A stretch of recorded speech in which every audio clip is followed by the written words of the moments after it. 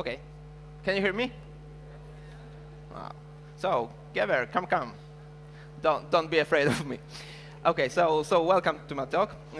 I'm really happy that you're here, that you choose mine instead of having food, coffee, or whatever.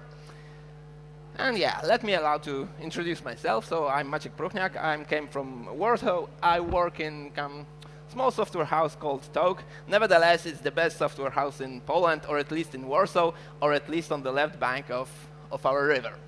So in my work, I usually deal with stuff like integration, various pieces of integration, and a little bit of functional programming, Scala, and so on and so forth. So last year, I was talking to you about OSGI and about Scala.js, but this year, it will be something completely different. We'll be talking about flows of data that floods your server rooms, databases, file systems, and so on and so forth. So you may very well ask, OK, you don't work for Facebook, Twitter, or something like that. How come you have such large amounts of data? You probably work for some Serbian companies, so they are also not Facebook or Twitter. I also used to think this way, but then I thought about our biggest client, or at least one of the most important clients, and that is one of the biggest Polish telco companies. That means you have like 10 or 20 million customers, right? And what do? They make phone calls, they text, they use data in their mobile phones, and that generates a stream of events. Some streams of events are small, like 5,000 messages per sec. Some are a little bit bigger, like 20,000 messages per sec. And what do we want to do with that? Well, one of the main reasons to analyze that is to send some marketing bullshit with short text messages for the users. For example, if you go to the airport, you get a message, hey, we see that you are going abroad, maybe by roaming packet. Or if you have like credit less than like, I don't know, 5 euro, 5 zlotys, 5 dinars, maybe you'll get message, hey, we've noticed that you are running out of money on your prepaid card. Why don't you buy another packet? Right, so yeah, maybe they'll buy, maybe they're not. Another important area is detecting fraud. When I work with our client, I'm always amazed at how innovative people are to invent different kind of frauds. I wouldn't never expect how much brilliant ideas can come into life. And this is also a very big area of interest, because you have to analyze in more or less real time these streams of data, and to, for example, I don't know, block account or send SMS that probably account is forced because we noticed that you are making a lot of calls from Nauru to Valu or places like that. But there are also another streams of data, and that is the raw signal data from your mobile phones. Each time when your phone is on, even if you don't make phone calls, your phone is communicating with base transmitter stations. And that is a large amount of data. It can amount even to something like 500,000 events per second. And those can be used for various reasons. For example, to track location. Where are you? And to send you SMSs. Hey, we noticed that you are near our point of sales. Maybe come back, come to us. You'll get a coffee and promotion.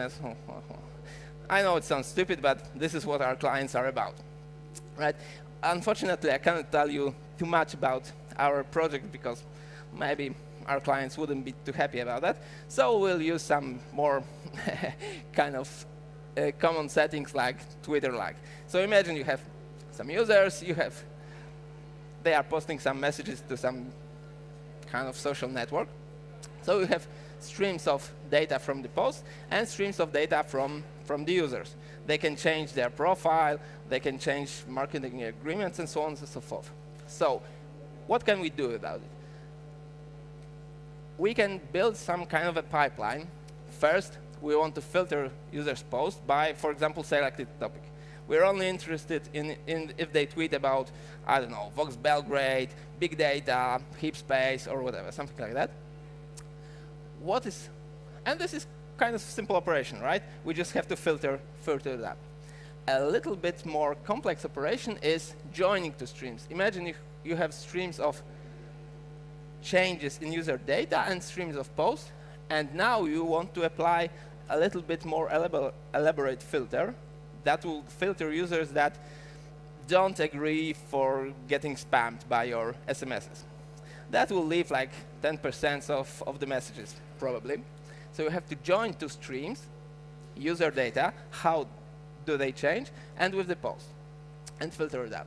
And then you can do some little bit more complex processing, like, for example, preparing aggregates. How many messages does a certain user post it, so he can get a higher rank, he can get some SMSs with spam, or he can get a bonus points in some loyalty system. And if you want to deal with frauds, for example, we can detect if some users are trolling or spamming or misbehaving in other way. Again, we have to employ some more elaborate stream processing. For example, counting how many posts on certain subject user posted in, for example, last hour, right? If he posted more than like 10 or I don't know, 100, then maybe he's a bot, right? So we can send some alert, and we can store it also in some warehouse, Cassandra, or whatever for further processing. Okay? So this is more or less the pipeline that we've got. And coming back to Windows, Windows are a pretty complex structure when you think about analyzing data streams. Because we'll talk about it later, but now remember there are two basic kind of windows. One is called tumbling windows. For example, messages that you sent during day Monday, Tuesday, Wednesday. And another type of windows are sliding windows. How many messages did you send in last hour? Or if you want to raise an alert, if you sent more than 10 messages during 1 hour. So these are kind of more complex structures. OK, so this is our pipeline. How do we implement that? What would be our errors? Well, there are some certain architectural practices that you won't be able to use. And that is database transactions. I found this picture on the web, so it must be true. And it says that SQL Server, Microsoft SQL Server, does have firehose mode to handle large amounts of data, but you cannot use transactions in that. And that is some kind of deeper truth in that. OK, so what we'll use for sending and processing these kinds of data, we'll use Apache Kafka. Most of the projects or frameworks I'll be talking about are fairly new and not always mature, but I do believe that Kafka is becoming, or maybe just became, a standard, and this is the one framework that I'd like you to remember. How many of you know Kafka? Everybody? Oh, almost. And using Kafka in production? At least some of them. Oh, you. Great. So what is Kafka? Contrary to what you may have heard of, Kafka is not a message broker. Kafka is a replicated, distributed log service. There are topics, there are producers, consumers, just like in normal JMS broker. But each Kafka topic, in fact, is a shared write-ahead log, just like in write-ahead log in database, which makes it really fast, really robust, and really clean in design. Why is it so important? Well, first, because the log is partitioned, so you can distribute your data, for example, by user or by topic quite easily. But the fact that it's write-ahead log makes some features more possible than with some JMS brokers. For example, imagine that you are a consumer from topic, and you've read a certain amount of messages, but somehow you failed, you discovered a bug, and you want to reprocess events from last week. In normal JMS settings, that's almost impossible. I mean, it's possible, but you have to deal it manually. And Kafka is pretty easy because it's write-ahead log, right? You decide, you, the consumer, from where point do you want to read. Unless the Kafka servers ran out of disk space and they had to delete some messages, which is quite natural. But usually they store amounts like 1 week of messages. So you can go back in time and read the messages once again. So this is a very cool feature which enables us to use many interesting algorithms. So how do you interact with Kafka? What kind of APIs can you use? Well, first and foremost, you can use native Kafka producer and consumer APIs. They are really clean and well documented, and I think this should be your first choice.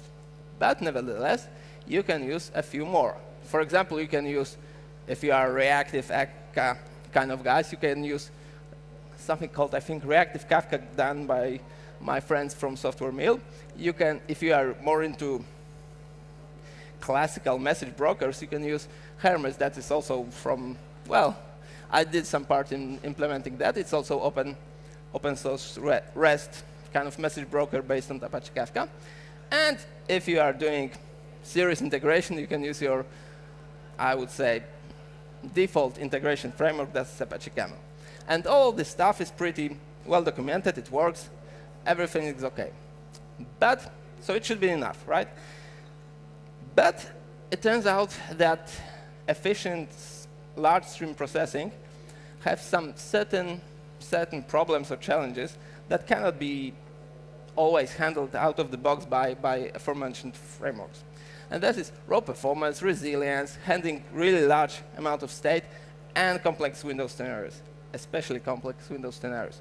So in the rest of the talk, we'll talk about some of the sample solutions to all of those problems. And we'll start with something simple, and that is Kafka Streams. Kafka Streams is a pretty new addition to Kafka. It's just from the version 0.10. When I first gave this talk, it wasn't released yet. Now it is, so it's production ready. I already knew about some production deployments. What's really remarkable, and I have to tell you about it, is that less than 17,000 lines of code, including Apache headers. So it's really slick, elegant library. Yeah, it's really well designed and focused. And it's created by guys from Confluent, which are, well, the company for Kafka, right? So it's not some ephemeral framework that will disappear. And what is the vision of Kafka Streams? Well, the first thing is that it's a library. As you know, open source stuff is divided between libraries and frameworks. And Kafka is definitely a library. It's focused on implementing maybe less analytical stuff, or less analytical stuff than implementing business processes, for example, using microservices. The third important feature is that it tries maximally leverage Kafka features. That's why it's the code base is so small. And the fourth interesting feature that you won't find anywhere else is that it treats the duality between tables and streams as kind of first-class objects. Because as you probably know, or if you don't know, then get used to the fact that you have a stream of events. Sometimes you can treat it as a stream of updates to certain database table. Or on the other hand, if you have database table, you can get stream of updates, and that's a stream. So this is kind of duality. So how does Kafka architecture look like? As I said, Kafka is a library. So we can employ any deployment practice that you want. You can deploy it with Spring Boot application, with OSGI container, with web application, with simple public static void main, and so on. And Kafka is just one small part of your app, and you can handle metrics, deployment, external services, and so on and so forth by yourself. Kafka just interacts with Kafka topics. And because the library is small and it's focused, then all different operations on stream, including partitioning, changing, for example, the parallelism, how much machines in your, for example, cluster will handle your streams, all of that is done by putting a message through additional Kafka topics. This makes all your processing or framework pretty kind of, I don't know, concise and coherent, but sometimes it can be some kind of a little bit of limitation. So, to give you a little bit of a flavor, how does working with Kafka look like? we'll try, oh no, we'll try a demo. We'll see how it works because I don't see anything on my laptop. But we'll, my mouse pointer is feeling kind of dizzy, I believe. So I don't know how will it work out. I've got some, I won't dare to do live coding, but I've prepared a simple demo that, generates some fake messages.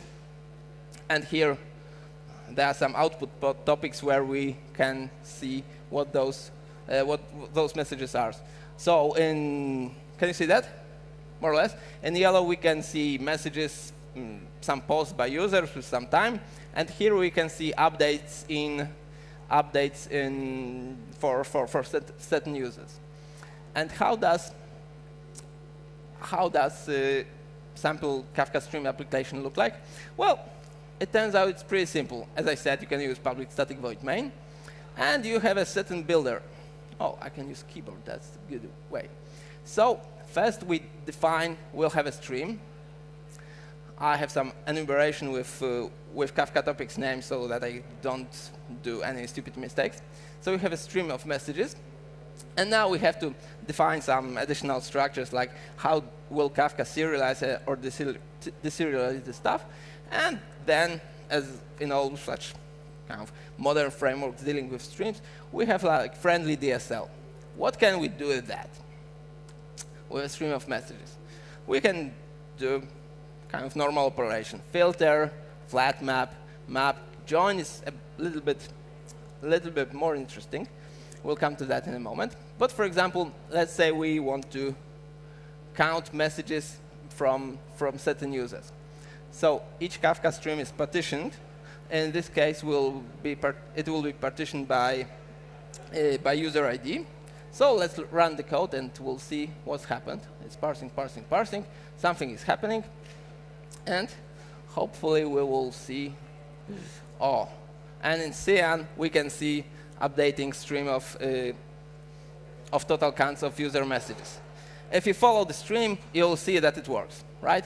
So as you can see, the DSL is pretty expressive. You can just say, OK, count by key. That is the key of this Kafka topic. And here we have to name the state, because all the states is also handled by Kafka. And here we have output topic, output message. So this was pretty simple DSL. Oh, I cannot. Now we'll see something a little bit more elaborate, and that is Kafka join. Here we will see the duality between streams and tables, because here we want to filter out messages from users that has some kind of higher ranking, whatever it means, right? So we have, again, stream of updates of user statuses, user data, and we declare that it's called K-table. So we treat the stream as a stream of updates to certain kind of table. And here, again, we have stream of messages. And here, do you see what we are doing? We're doing clef join, just like in SQL. And we get a stream of messages with user attached. So Kafka handles all the state handling. And now we can do filtering by user and by normal Java 8 filter with users for users with certain rank, right? And again, we can put it to some kind of output topic, right? Let's see if it's working. In a moment, it should start working. And the last thing I wanted to show you, this is a little bit more elaborate, just to show you that Kafka streams can also handle window scenarios.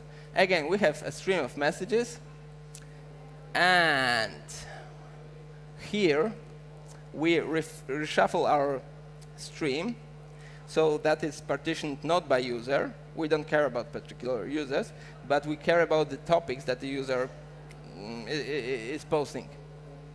And then we do some certain aggregates by tumbling windows. Again, it has to be named with certain length. Here it's length at milliseconds, right?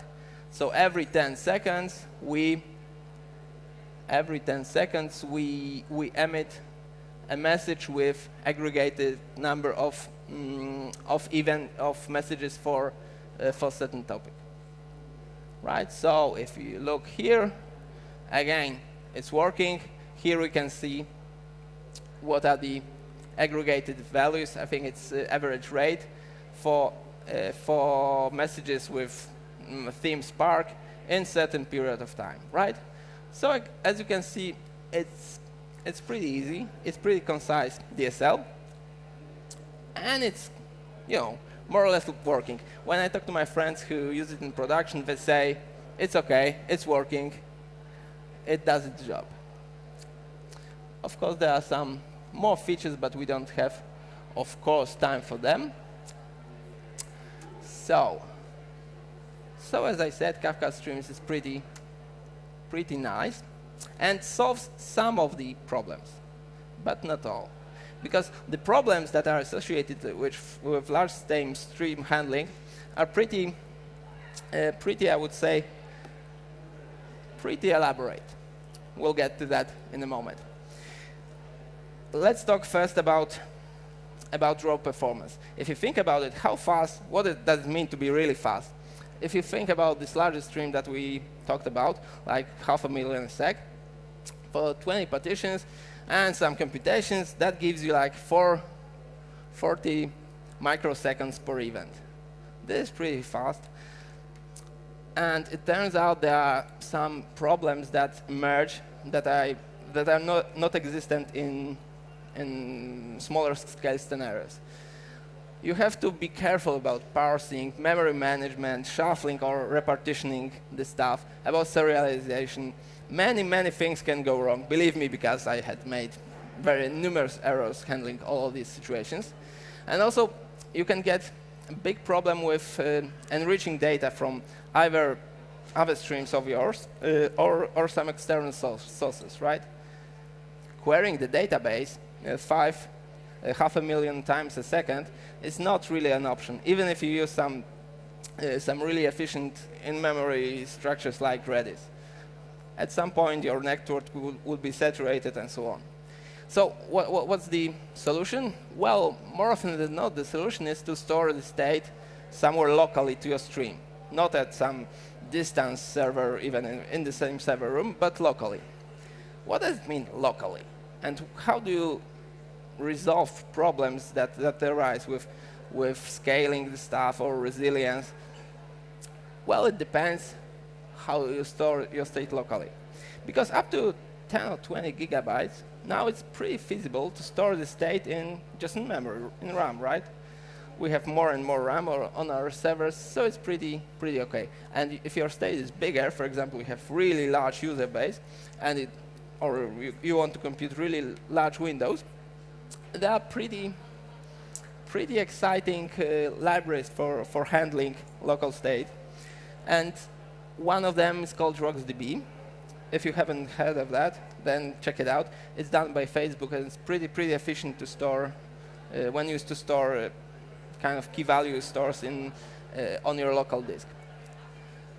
But either on memory or in local disk, how do you do resilience with that? And the answer is that usually frameworks or libraries serialize the state from time to time, because you can serialize your host state for every event and put it in HDFS, S3, or other resilient file system of your choice.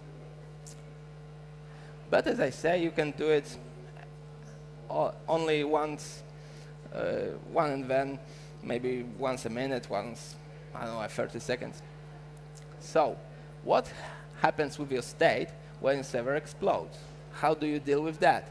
And it all depends, how do you handle that, on your requirements in terms of delivery guarantees. For example, let's imagine a scenario when there are some messages with some numbers, and you want to compute the sum. So first message comes, and from time to time you send to another stream aggregates. So first message 1, then 1 plus 2 is 3, 3 plus 3 is 6, and so on and so forth. And then you store your state in memory, server explodes.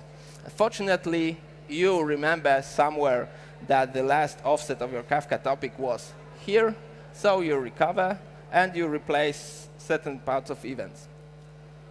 Now, what should be here for the computation to be correct? Of course, here we should see the state from this point in time. But it turns out it's not so easy.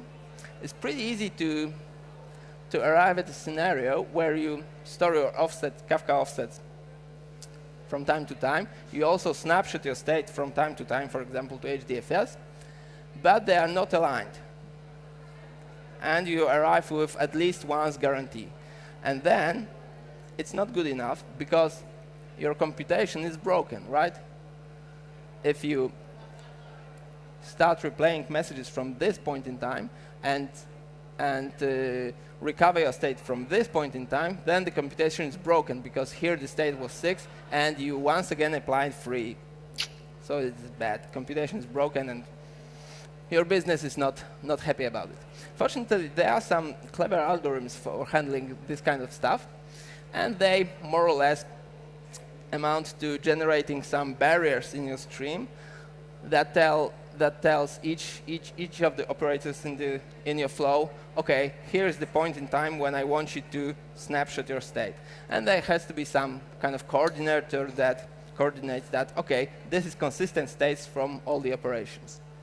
And this allows you to achieve exactly one semantics guarantee, apart from the fact that Kafka, if you use it as producer, still allows for duplicates. So the computation will be correct, right? But the messages will be duplicated. But you can handle it somewhere else. OK, so this is quite difficult part, and it's quite difficult to get it right. But it's not the end of the problems with stream processing, because even if you have correct stateful computations, we come to the events window scenarios. And these are really, this is where things can get pretty bad. Because imagine we have streams of events. It arrives from different sources, and they can be out of order. So how do you do this? If the first event arrives, then the third, then second, then fourth, and in ideal scenario, you would want to group these two together, these three together, and these two again together. If you do batch processing after one day off, after the end of the business day, then probably it will be OK, because there will be some delays. But OK, after a day, everything is in place. But if you want real time, then you have a problem, because how do you know that this is the place where you want to close this window? Here, another late event may arise. So the common technique is to generate, again, from time to time, so some artificial events called watermarks that will denote that, OK, I don't expect events earlier than time 2, for example, in my stream after this watermark. So first event occurs in our stream, third, second, fourth, and at this point, some algorithm heuristically determined decides that this is the last time when events for this window will emerge. And we do the computation, aggregate, and emit the window. It works pretty OK, unless there are still some outliers. Because you can decide that in normal circumstances, the delay of your events would be like, I don't know, 10 minutes. So after 10 minutes, we don't expect any outliers. But then something may break. And still you have out-of-order event. And what do you do about it? And the biggest problem in terms of APIs and frameworks is that it depends on your scenario. What do you want to do with it? Maybe you want to discard it. Maybe you want to kind of somehow update this window that already went to output stream. Or maybe you want to create a new window just for this outlier event. And the thing is that it all depends on your scenario. So your framework should be just ready for all those different requirements. And as I said, some of these requirements are met by Kafka streams, and our frameworks, some are not. For example, Kafka streams cannot handle this exactly once guarantee that I told you about. But there are certain frameworks that help you with it. As you can see, there are quite a few of them. Most of them are Apache, Apache, Apache. Even Spark Streaming is kind of elephant in the room, is also Apache. Notable commercial exception is, of course, Google Dataflow. So, of course, we don't have time for all of these. So we'll stick for two of them. One is Apache Flink, and one is a little bit Apache Beam. So first, Apache Flink. It's a nice squirrel, isn't it? So it's pretty new framework. It was developed in Berlin University, but it has certain commercial backing now. So it's pretty mature and sophisticated stuff. And why did I choose it? Well, because it offered solutions to most of the problems that I told you about. So it can give you really fast processing and low latency. It can guarantee exactly one semantics. It can handle a really massive state, both in memory and by spilling it out to some local disk, and has pretty rich window API. Okay, but unlike Kafka Streams, it's not a library anymore. It's a full-fledged framework, so the architecture is a little bit more complex than you just embedding library in your normal application. So when dealing with Flink, you have a cluster, you have coordinator and some workers. And when you code your stream, the code that you wrote is more or less executed either on your laptop or on Jenkins server or other continuous integration stuff, and only then the results, that is kind of a job graph, is sent to a coordinator, which then delegates it to task managers. That is the workers that really do the job. So there is a notion of coordinator that can decide which part of your processes can go to one of the nodes in your cluster, which can go to another one, and it's responsible for communication, handling all this shuffling, partitioning, and also for handling certain snapshots of the state. Right? So this architecture is a little bit more complex, which, of course, on one side offers greater possibilities, but there are also more moving parts that can break, right? So as I said, it's not the case with Flink anymore that all this shuffling, changing keys and so on, and partitioning has to be done via additional Kafka topics. Flink can handle them just by sending bytes on network or with local nodes of cluster, which, again, as I said, makes it a little bit more complex and sometimes hard to reason about. After almost a year working with Flink, I still don't feel like I understand all the nits and grids, how it's working. Okay, so again, we'll move to some, let's see how much time I have. Not much, but we don't care that much about it, hopefully. Now, where am I?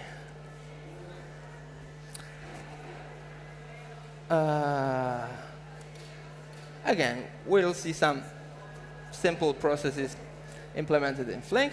And if you look about it, see, this time this is Scala, this is not Java. It looks more or less similar, right? We have some execution environment. Again, this is some builder, some DSL.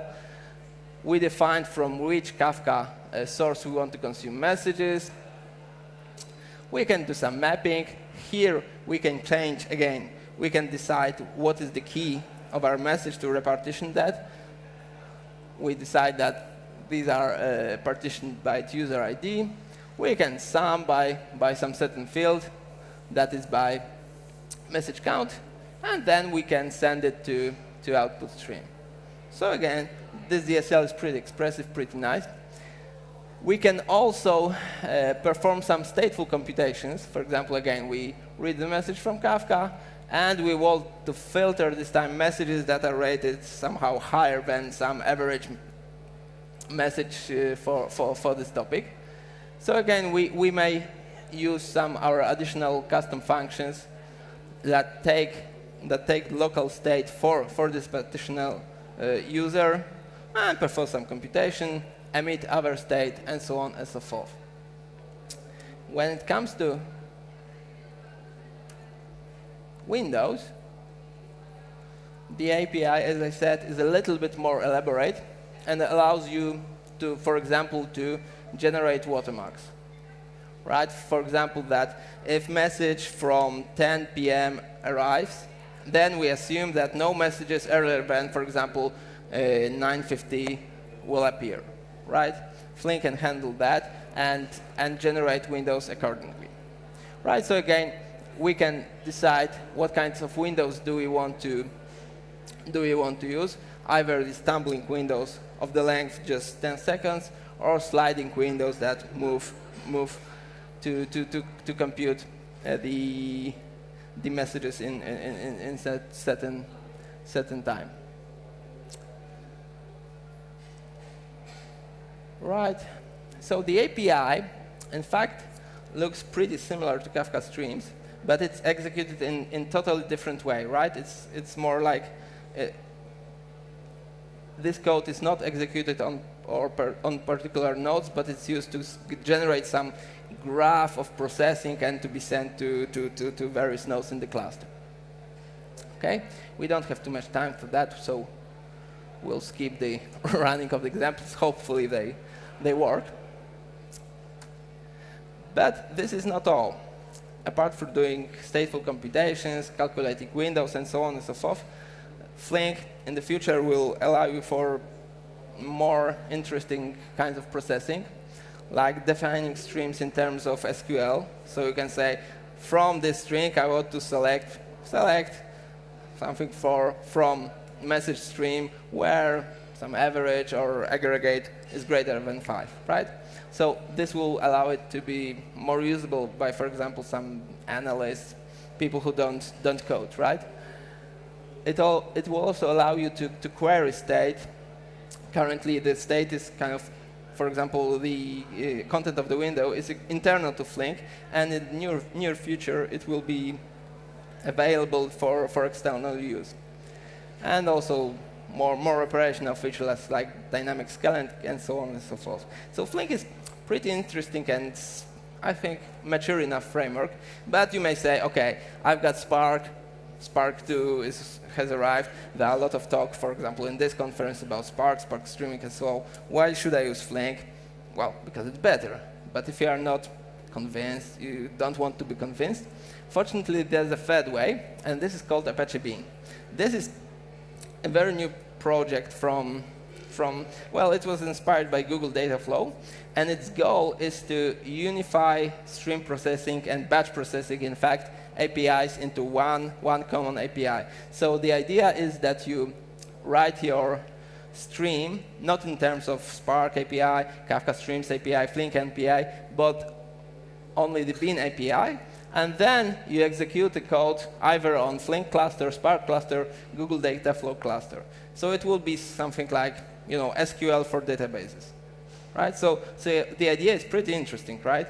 That you can, if you know SQL, right, you can use more or less all the databases.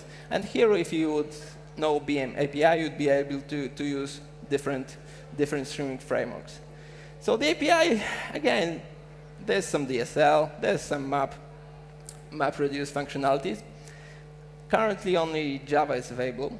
So you may ask, where's the demo? And the reason I'm not showing you is, first, we don't have time, and the second is, it's still kind of work in progress, right? It's really new. I don't think it's kind of production ready, but I think it's an interesting subject that deserves some attention. OK, so time to recap, because I've heard that other talks are finishing. So there are a lot of possibilities, lots of challenges. How to decide? I didn't know how to decide just a few months ago, but now I know that if I were to choose now, if my stream were less than, I don't know, many thousand per sec, I would probably use normal integration frameworks like Camel, Akka, and stuff like that. If it's really, really large, then I would go to really streaming solutions like Spark Streaming, Apache Flink, and so on, or Kafka Streams. If I would need answers in real time, like less than a second, I would probably go with Kafka Streams, Apache Flink, and so on. If I would be happy with higher latency, then I would go for Spark. However, I'm not really accustomed to that, so I don't want to talk about it too much. And of course, if you are used to Scala, then go for frameworks that offer nice Scala API. That is Spark and Flink. And if you are more fond of Java, then go to stuff that has Java API. That is Kafka Streams and Apache Beam. Although with Java 8, these two are kind of closer together than they were before. And I think that one of most important distinctions is who defines the streams and the rules. Either you can have kind of microservices setting when you have a team for developing, deployment, and so on, in which case maybe Kafka Streams or Apache Camel would be a better solution because you can use your DevOps knowledge. But if you have more like analytical streams, when you have analysts that want to dabble with it, change it, and so on, maybe they just want to write some SQL, then maybe go with streaming frameworks like Spark and Flink. Of course, these are just some of the questions that may arise. But the first question that you should ask yourself is, do you really need streaming framework? Because probably in most cases you don't. So this is one sincere question that you should ask. The second thing to notice is to know your context. What would be your biggest problems? Would it be just raw performance? Or would it be handling large states or really complex event scenarios, window scenarios? Because in each of these cases, the solution would be different, right? Because all of these frameworks have similar API, but under the hood, they work totally different. As you've seen, Kafka Streams and Flink have pretty similar APIs, but under the hood, they work differently. So you have to look deeper than the API. And for the literature, I don't think you'll remember any URLs. So just remember that there's a Flink blog, which is quite competent and quite informative. For general Kafka and streaming stuff, there's jKrebs blog. That's the guy who's behind Kafka, and he's really smart. And there are quite longer articles. I don't remember by who, but I know they are known as Streaming 101 and Streaming 102, and they are really informative articles about all the gory details of handling Windows scenarios. And that's all, thank you. If you have any questions, just come here. I'll be around. Thank you very much.